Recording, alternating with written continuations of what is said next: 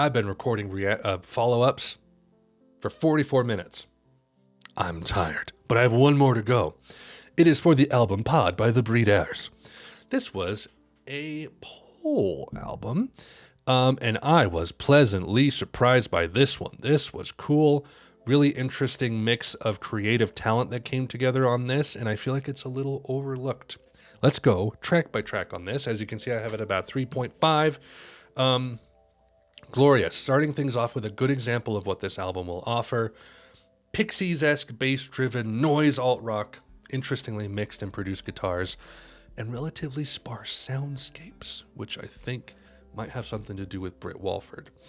Doe. Really dig this one. Every change in guitar chord shifts the song into a new place. The dark chord changes contrasted by like poppy vocal lines. It's great.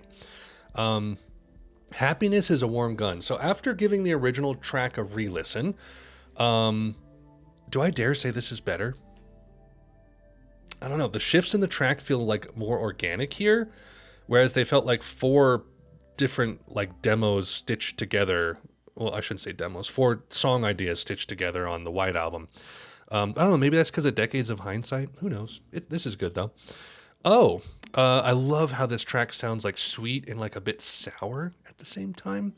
One of my favorites here. The interplay between the female and male vocals, really nice. Hellbound. Much of what I said before on this track still stands.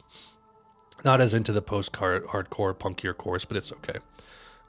When I Was a Painter. Really interesting guitar riff, very minimal for a rock track.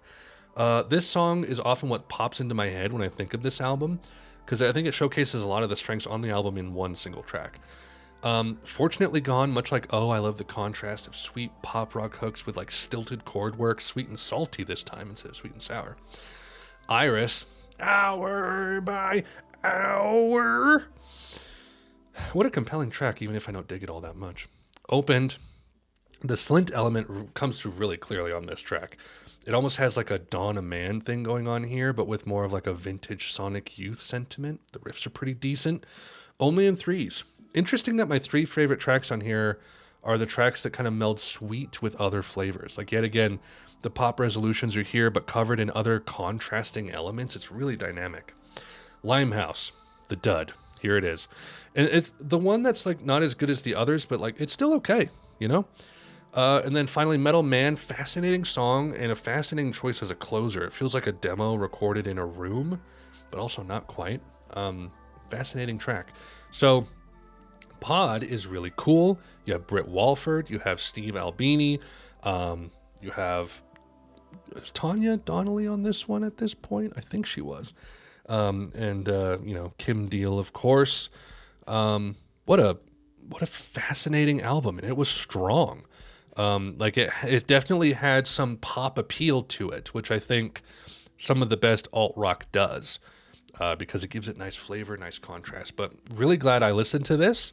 I assume that the next album doesn't sound quite as similar. Steve is not around, Britt is not around, and Tanya's gone too, right? So it's almost a different band by that point. I don't know. That's my follow-up for Pod. Solid album. Glad I heard it. And that's all I got for you guys. So until next time, thank you for watching. Fare thee well. Godspeed.